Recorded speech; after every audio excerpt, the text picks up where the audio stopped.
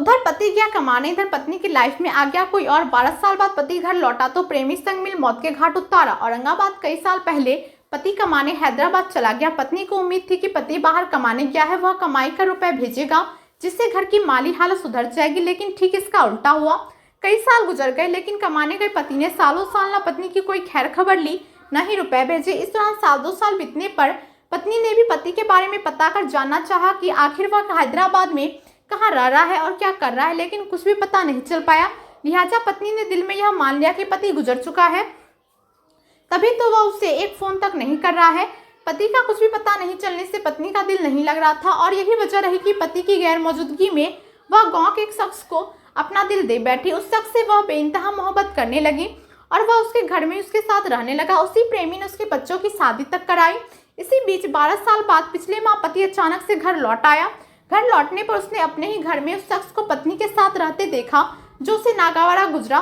पति ने पत्नी के सवैध रिश्ते पर आपत्ति जताई। लिहाजा पत्नी ने बेहद खौफनाक कदम उठाया और प्रेमी के साथ मिलकर पति को टांगे से काटकर मौत के घाट उतार दिया और शव को सड़क किनारे फेंक दिया।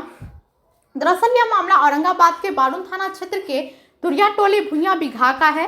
सड़क किनारे मिली लाश, यह जानकारी देते हुए औरंगाबाद सदर के अनुमंडल पुलिस पदाधिकारी एसडीपीओ संजय कुमार पांडे ने शनिवार को बताया कि बारून थाना अध्यक्ष राम इकबाल यादव को सूचना मिली थी कि धुरी भुइयां बिघा से बाड़ा जाने वाली सड़क पर एक व्यक्ति की लाश पड़ी है। सूचना मिलते ही पुलिस मौके पर पहुंची। पुलिस ने मामले को लेकर आसपास के लोगों का बयान लिया और पंचनामा तैयार कर शव को पोस्टमार्टम के लिए औरंगाबाद सदर अस्पताल भेज दिया। इस दौरान शव की शिनाख्त धुरिया टोले भुइयां दामोदर भुइयां 45 वर्षीय के रूप में की गई।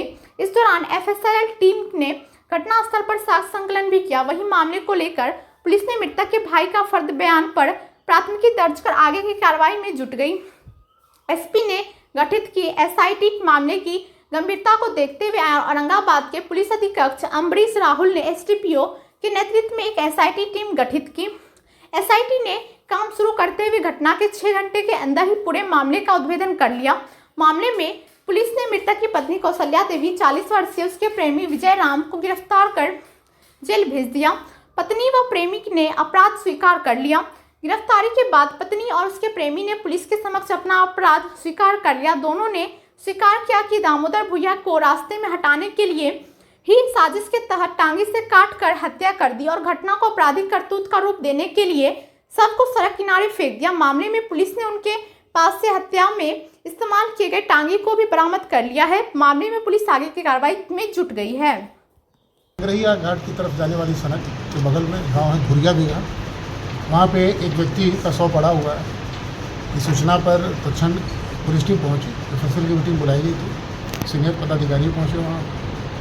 शव को देखने से ये पता चला कि शव के सर के पिछले हिस्से में कुल्हाड़ी या टांगी से मारकर उसकी हत्या कर दी गई। मृतक की पहचान की गई। वो मृतक किसी स्थानीय थे, दामोदर भुइयां नाम था, उम्र 45 वर्ष के आसपास।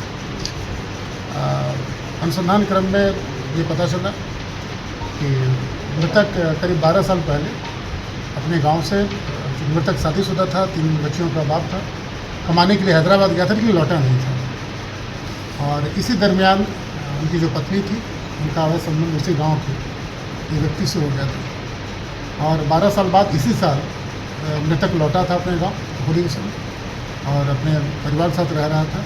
कहीं आने के बाद भी इनकी पत्नी का संबंध उस अपने प्रेमी के साथ लगातार बनी रही। इसको लेकर लगातार विरोध होता था।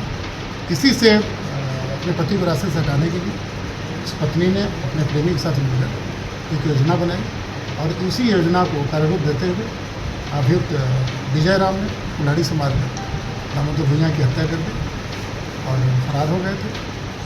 पुलिस ने बहुत ही कमाल का काम किया।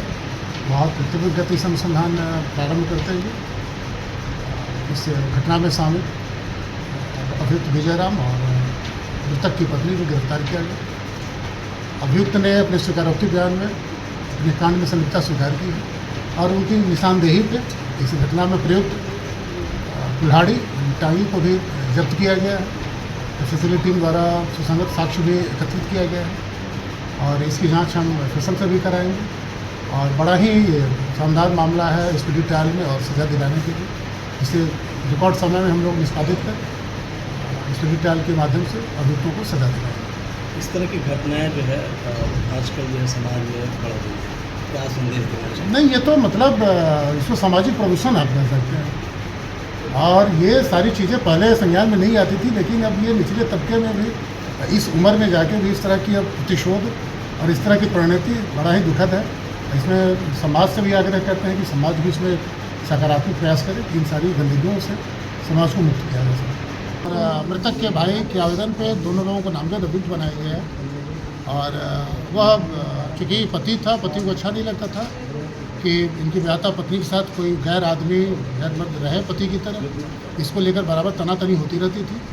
और जो पत्नी जो थी वो अपने प्रेमी को छोड़ना नहीं चाहती, उसको वो लीगलाइज कर रही थी कि चूँकि उसके एब्सेंस में वही पति की तरह उसका ख्याल रखा था, उसकी बच्चियों की शादी ब्याह का खर्चा उठाया था और इनकी दैनिक ज़रूरतों का खर्च भी पूरा करता था। तो ये पत्नी की इच्छा थी कि पति भी साथ में रहे और प्रेमी भी पति बन के साथ ही रहे, और यही कारण है इस हत्या का।